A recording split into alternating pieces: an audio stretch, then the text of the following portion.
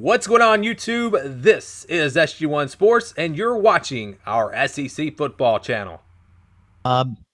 Difficult to tell what the coaching staffs think of these teams at times, but sometimes they let a little bit of opinion slip, whether they are extremely high and pleased or whether there's some disappointment in regards to how much progression's been made. Any indications of Jeremy Pruitt's thoughts about this particular team, his concerns versus some things that have surprised him maybe? Yeah, this time last year, he was definitely in evaluation mode, and he wasn't naming players by name. I think it took maybe until the orange-white game last year for him to actually start naming guys by name, and even then he wasn't doing it a lot. This year, I think he feels more comfortable about the team. They're still not where he wants them to be overall, but he's talked multiple times this spring about leadership finally emerging. He's talked about Jarrett Garantano's leader, Darrell Taylor on defense, Daniel Batuli on defense. Guys that are finally starting to see some more player leadership, and I think that's a big thing because he talked about last year multiple times that there weren't really that many player leaders, and that's always kind of an issue with the team. The best teams are ones that are led by the players, not the ones that are led by the coaches. So I think you're seeing that emerge, and I think Pruitt, as he's talked about that, and he likes it. He's mentioned Garantano several different times during the spring, and that's good news too for Tennessee because you need, obviously, quarterback play is so pivotal into winning games. But like I said, the offensive line is still going to be an issue there.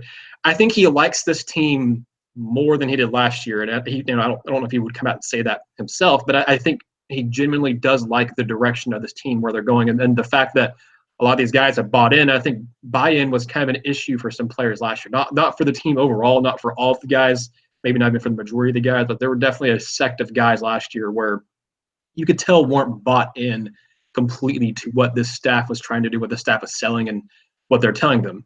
Now I think you're seeing a lot more guys who have bought in and seem more focused and ready to go and hit the offseason pretty hard heading into spring practices. And I'm going to be very intrigued to see who has a really good summer, and I think that's going to lead into fall. And I'd be curious to see what Pruitt says about the team in the fall, but I do think he genuinely likes this team more this time right now than he did this time last year. If you love college football, you're in the right place. Mark Rogers TV, the voice of college football, bringing you college football talk each and every day. Best discussion, debate, and analysis. Love the contribution here from Nathaniel Rutherford. We've had him on in the past, previewing the orange and white. Now we get the recap, and you can join Nathaniel at Rocky Top Insider. Recruiting is Jeremy Pruitt's game. One of the big reasons why he landed his first big head coaching job.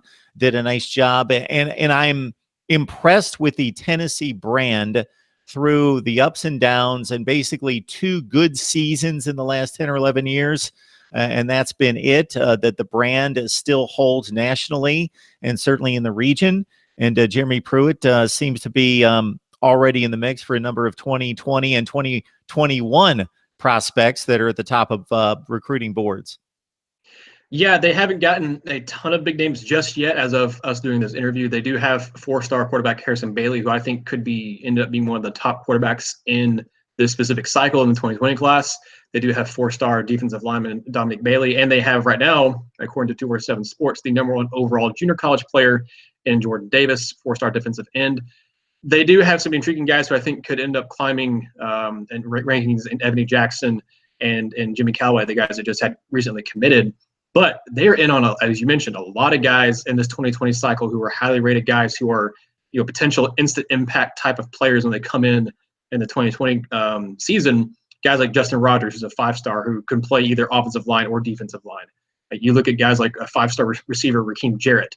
On multiple sides of the ball, B.J. Ujulari, a 4-star pass rusher who plays at Marietta, who's teammates with Harrison Bailey.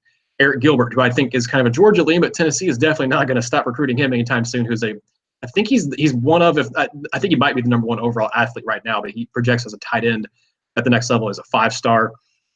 Tennessee has got a lot of guys on their board right now, offensive line, defensive line. I haven't mentioned Tate Ratledge, Cooper Mays, and any of those guys either. There's a lot of guys they're targeting right now, and I'll be interested to see how many of these guys are going to commit early in this cycle. They're going to commit May, June, or July, and how many are going to really kind of hold off and wait and see, not just Tennessee, but what other schools do too, but what Tennessee does in this 2019 season. Because if Tennessee goes out and has a good season, goes 7-5, and maybe gets to bowl game and go 8-5 overall, that's going to be showing that they're trending in the right direction. I think a lot of recruits are going to see that and go, hey, that's just with one full recruiting class of his own guys. That's with guys like Monty Morris and Darnell Wright and Quavaris Crouch and Henry Toa and Roman Harrison. He goes, and I think you're going to see that.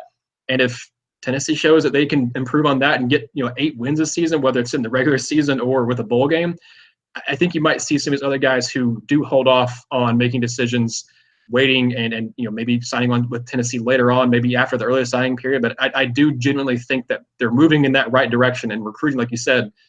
Pruitt got his head coaching gig for a lot of what he did as a coach, but also what he did as a recruiter. And I think Tennessee is making a lot of solid inroads in recruiting right now.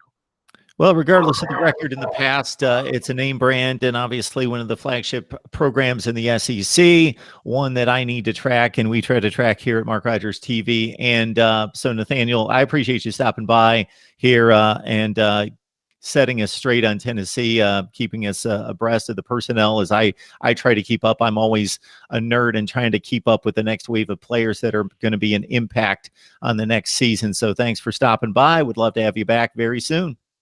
Yeah, no problem. Thanks again. Thank you for watching this video. If you're an SEC football fan, please subscribe to the channel. Leave us your thoughts down in the comments below. And for the latest in SEC football, keep it right here.